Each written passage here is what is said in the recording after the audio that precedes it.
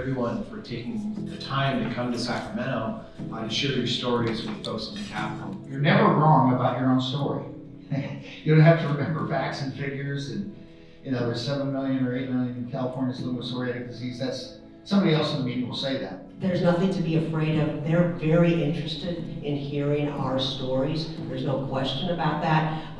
As was mentioned, a little different when you're in Washington, D.C., but here in California, we're the constituents. They want to hear from us. They want to try to do what they can to improve the quality of life for their constituents. So get out there, tell your story. That's all you have to do. Your story is strong enough where it will make a difference. As humans, when we share personal stories, that's what really drives it home. Your stories about these issues, when they're voting on this, those are what they're going to think about when they're voting yes or no, and that's why we're here today.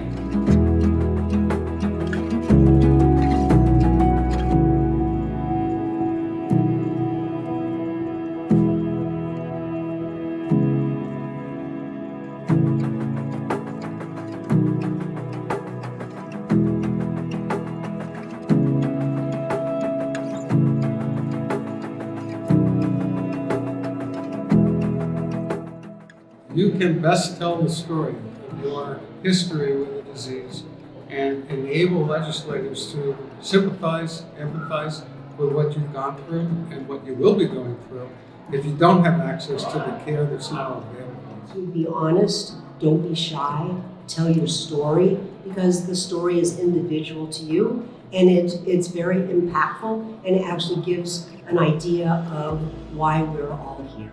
I do advocacy because it gives a voice to those who are too afraid to stand up and actually understand how important it is for us to get out there and fight for our needs and requirements in the health issues that we're faced with daily.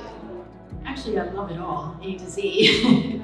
I think probably the meetings, and especially if you get to one where you really feel like you have connected with the individual you're speaking to and we're on the same page, and following up with them may result in some really positive results. Get involved any way you can, but a lot of it is coming up to Sacramento or coming to your state capitol and talking to your legislator, also talking to them locally and getting them to know your issues, because someone else is telling their issues and yours are just as important and they need to be heard.